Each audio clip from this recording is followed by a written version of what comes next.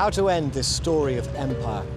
Well, I'm now in Tilbury, east of London, and this was the place where in 1948, 500 young Jamaicans arrived here in Britain on the SS Empire Windrush, with the intention of settling here in what they called the mother country.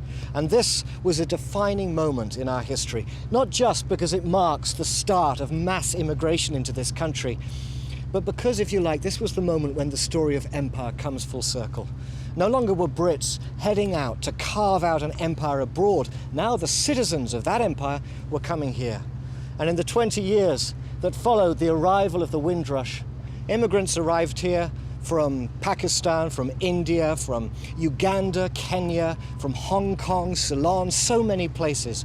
And Britain was transformed into a multicultural society, the modern Britain we know today. It was these decades of mass immigration after the Second World War that saw the end of the British Empire, as one nation after another demanded and was granted independence. The war had left us broke, unable to afford the cost of empire. But more than that, we knew in our heart of hearts the right of people to decide their own fate outweighed our right to stay.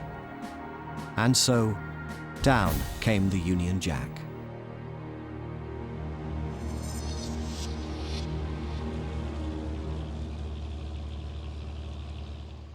I think, to an extent, the way the empire came to an end did us credit.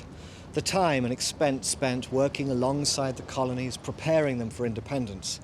And the proof of that new spirit of cooperation came when one colony after another chose not to cut the tie completely, but rather to remain in what's called to this day the British Commonwealth of Nations, united in trade, in a common heritage, but more than that, in friendship.